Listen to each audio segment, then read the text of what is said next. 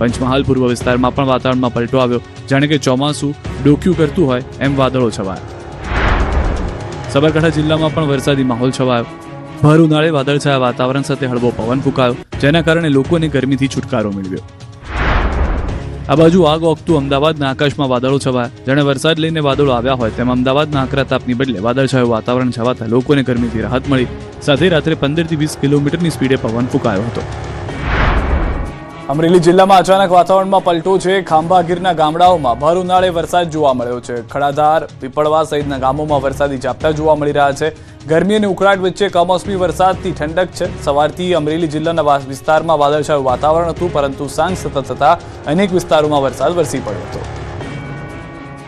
અમરેલી, ખાંભા બાદ ધારીના ગીર પંથકમાં કમોસમી વરસાદ. ધારી શહેરમાં ગાજવીજ સાથે વરસાદ શરૂ થયો છે. ધારી ગીરના અમુક ગામોમાં હળવા વરસાદી છાંટા પડ્યા છે. ખાંભા ગીરના અમુક ગામોમાં વરસાદી છાંટા પડ્યા છે. વરસાદથી કેરીના પાકને નુકસાનની ભીતિ સેવવામાં આવી રહી છે.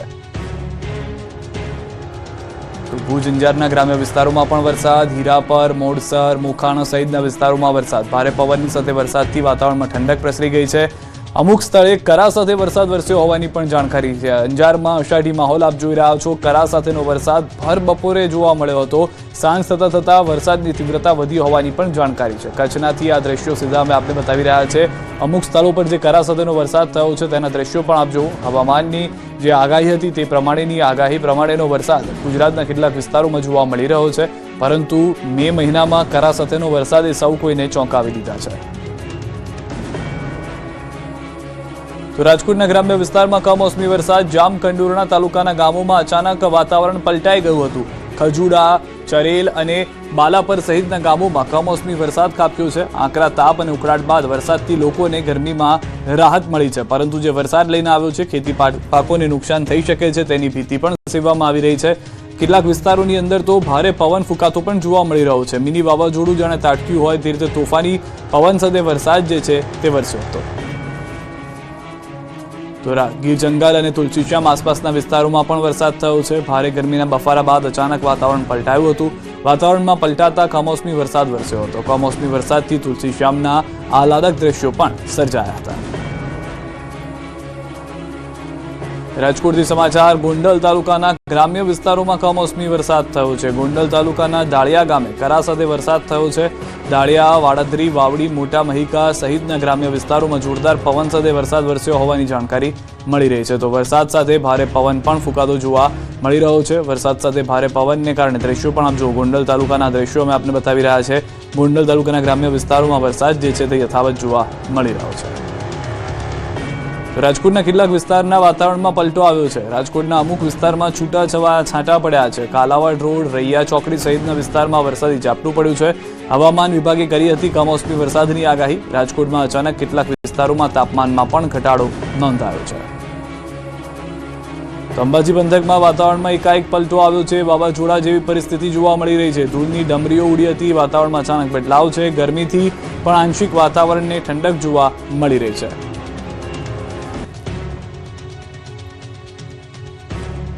દાહોદમાં પણ મિની વાવાઝોડા સાથે વરસાદ ત્રાટકતા તારાજી સર્જાય. હવામાં ટેન્ટ ઉડી ગયા. દાહોદમાં ભર ઉનાળે મિની વાવાઝોડા સાથે ત્રાટકેલા માવઠાએ વિનાશ વેર્યો છે. દાહોદના વિવિધ વિસ્તારની અંદર કમોસમી વરસાદ પડતા ખેતરોથી લઈને રહેણાંક વિસ્તાર સુધી નુકસાની અપાર થઈ ગઈ છે. ક્યાંક થાંભલા જમીનથી ઉખડી ગયા છે, તો ક્યાંક મકાન ધરાશાયી થઈ ગયા છે. સામાજિક પ્રસંગ માટે પણ વિલન બન્યું છે માવઠું.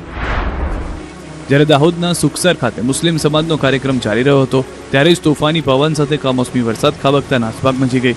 વરસાદ ઘાંચી પંચના કાર્યક્રમ માટે વિલન બન્યો. મિની વાવાઝોડાના કારણે મંડપ ઉડી ગયો.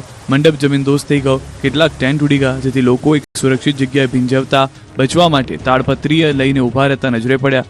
વરસાદે કાર્યક્રમ પર પાણી ફેરવી દેતા કાર્યક્રમને રદ કરવો પડ્યો. આ દ્રશ્યો દાહોદના ફતેપુરા તાલુકાના લીમડિયા ગામના છે, જે તોફાની વરસાદને કારણે મકાન ધરાશાયી થયું. તાલુકાના વાતાવરણમાં વહેલી સવારથી જ પલટો આવ્યો હતો. વીજળીના કડાકા અને પ્રચંડ પવન સાથે કમોસમી વરસાદ ખાબક્યો, જેથી લીમડિયામાં એક મકાનનો ભાગ તૂટી પડ્યો, જેથી મકાનની અંદર રહેતા લોકોમાં ભય ફેલાયો. દાહોદના જાલોદમાં પણ ભારે પવનથી વીજપોલને અસર થઈ છે. જિલ્લામાં વહેલી સવારે ભારે પવન ફૂંકાયો, જેથી અનેક વિસ્તારમાં વીજપોલ અને ઝાડ ધરાશાયી થયા. વીજપોલ તૂટતા વીજ પુરવઠો ખોરવાયો. નીચાણવાળા વિસ્તારોમાં પાણી પણ ભરાયા. MGVCL ટીમે સમારકામની કામગીરી શરૂ કરી. ગુજરાતમાં જ નહીં, પાડોશી રાજ્ય રાજસ્થાન અને મધ્યપ્રદેશમાં પણ કરા સાથે ખાબક્યો વરસાદ.